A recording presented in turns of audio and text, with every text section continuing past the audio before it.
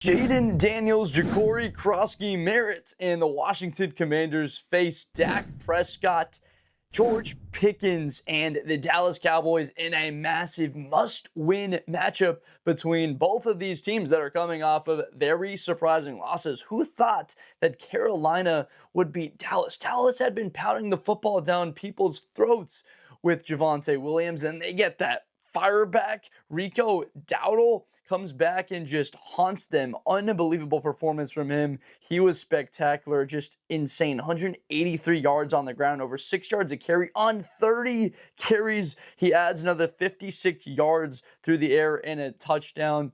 He was incredible. The Dallas Cowboys had no answer for him, as well as Bryce Young. Bryce Young throws 3 touchdowns in this game. Now, for the Washington Commanders, a almost somewhat expected struggle. They didn't have Terry McLaurin. They didn't have an ability in this game to stop the Chicago Bears from running the football. That's why there's a lot of question marks heading into this matchup between these two teams there at Arlington. Is Washington, this has been a good run defense. This has been a team that's run the football pretty well. And then against the Chicago Bears, only 3.6 yards a carry for Bill, Ja'Cory Krosky-Merritt. Now, I think a lot of that hype has had a lot really well deserved. Look, the kid has been phenomenal. 7th-round pick. The way he's played has been unbelievable.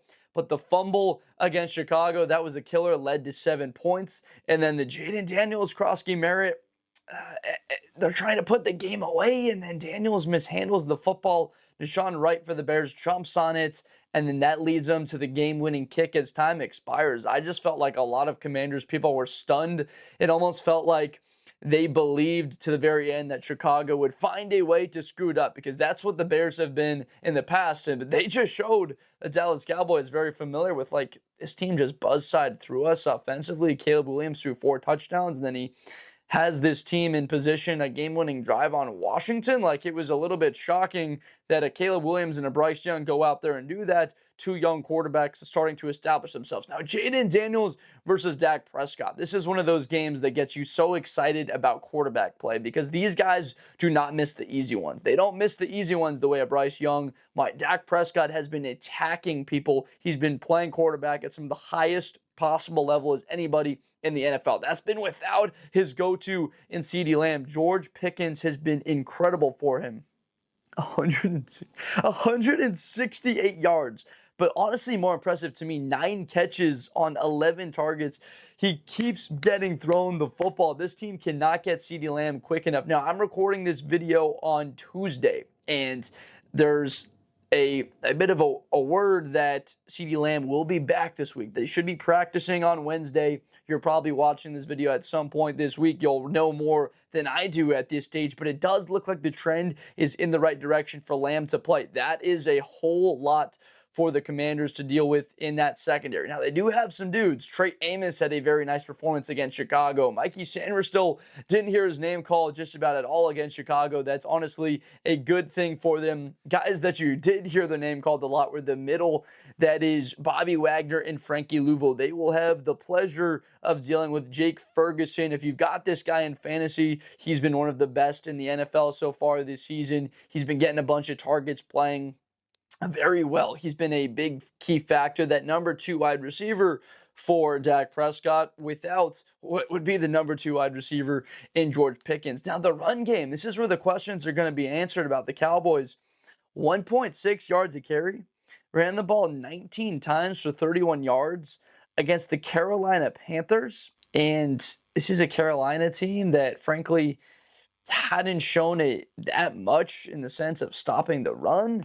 I just didn't get that one of how they continued to struggle. This offensive line, I get it. Tyler Booker has not been on the field. That's a key part, but he's still a rookie. You would think that you could be able to insert someone in there and you could have success. And then I'm looking at that Dallas pass rush, which played very well against the Green Bay Packers, and then against the New York Jets. They were swarming people.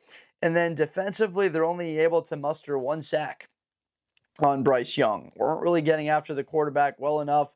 Only 2 tackles for loss on the day. This is a Dallas Cowboy team that clearly misses Micah Parsons, not having him on this squad.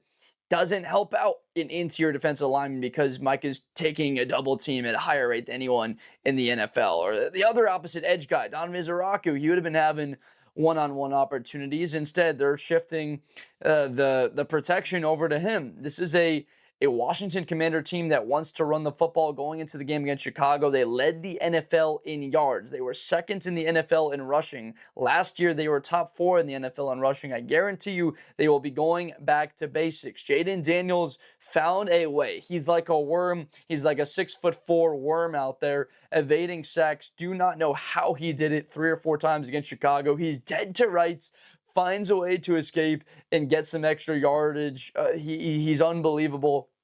Do the Dallas Cowboys have the type of athlete that can contain a Jayden Daniels in the middle of a defense? Frankly, it's funny. There's a lot of college guys that I'm looking at right now that seemingly could have large impacts in the NFL playing in that middle linebacker role that the NFL currently this year, the athletes just for some reason don't seem like. You see a Fred Warner go down, that's huge. You see a Roquan Smith missing major time for the Baltimore Ravens. It is not a healthy position right now and hasn't been high quality of play. Now, Tremaine Edmonds and TJ Edwards, those are a very good pair of linebackers for Chicago that Daniels just had to deal with. Dak Prescott, he's been a little bit more mobile this season. You've seen him run around a little bit at times. Clearly, that's not what you want to have dialed up. It's funny, you look at Prescott's numbers on the day against Carolina. You'd say, how in the heck could they lose a game? He throws 3 touchdowns. He's got a rating of 125. Completion percentage is about 70.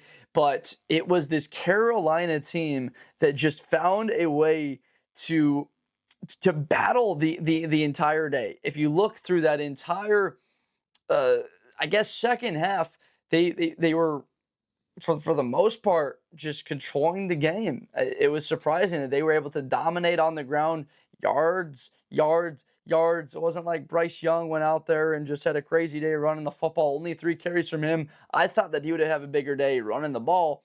Now, this is a larger factor. I guarantee you Jayden Daniels will take off and run. Does he take too many hits still? I absolutely agree. I think he needs to be more careful. Just too important to that franchise. You saw where Washington was before Jayden came to town. You saw Mariota struggle quite heavily against an Atlanta team that actually does look a little bit better the week after they dominated the Las Vegas Raiders. So I'm looking at Washington, how important Jayden is to this team. He just has to stay healthy. The sprained knee doesn't really look like a limitation for him right now.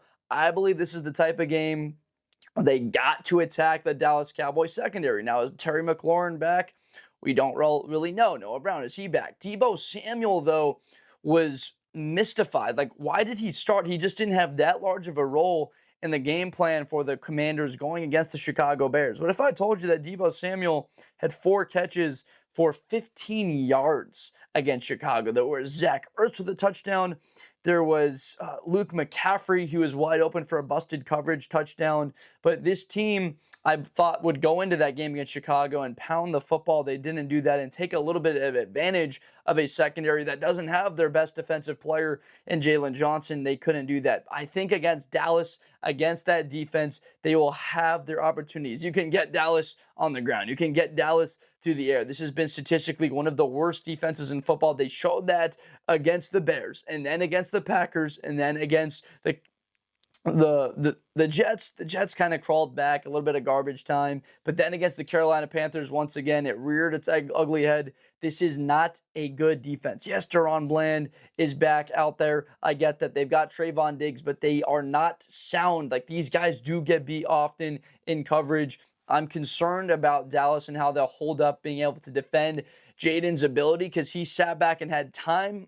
Against Chicago, he eviscerated them when he had a little bit of a pocket to work with, using his legs or finding somebody down the field. He's going to have clean pockets against the Cowboys. He can use Zach Ertz. He can get the football to Deebo Samuel. Terry McLaurin is back. I don't see a way the Commanders lose this game, frankly, unless Dak Prescott has an absurd day. But against that Washington Commander front with Jimmy Newton up there, Adron Payne, like, this is a squad with Washington Commanders that played okay against the Bears front, defending the pass. Just it was really horrible against the ground. I see the Washington Commanders winning this game relatively convincingly, a 30-23 score, but I don't see it being that close. I think maybe a late score for the Cowboys. It's on the road.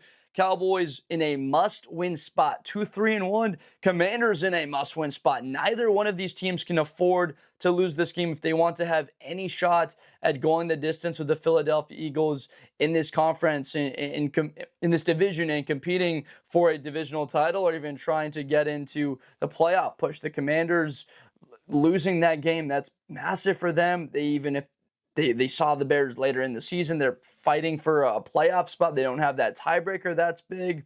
So 3-3, 2-3-1. A team that loses here, Commanders drop to 3-4. The Cowboys drop to 2-4-1. It really does not bode well with what the NFC looks like, the depth of this conference. Really great teams over there in the NFC West. In the NFC North, every team is 3-2 or better. Now the South looks a little bit better with Carolina 3-3, Atlanta 3-2, and the Tampa Bay Buccaneers, maybe the best team in the conference right there with the Philadelphia Eagles. So this is all that's setting up for what is a massive game. Can the Commanders get it done on the road? I believe they can. Let me know down below in the comments whether you agree. Do you think Washington pulls it off on the road, or do the Cowboys and Dak Prescott bounce back in a major way? If they get that the production from CeeDee Lamb, they take advantage, and they have a massive day through the air. I got to wait on that to see it. So far, I'm going to go with the Commanders' production and what they can do as an offense. Still, I believe, one of the best in football, and they got a great second-year quarterback to lead them. If you enjoyed this video, please subscribe for more Blitz with Blender content in the future. I make NFL and college videos every single day, so you don't want to miss any of that as we try and build out this brand, this community. I appreciate you guys so much. Thank you for watching, and I'll see you next time. Best player in college football. That Georgia and Ohio State game, New Year's Eve, is going to be a classic. Josh Blunder, hi everybody, I'm Josh Blunder. To the 40, 35, 30, Espinosa to the 20.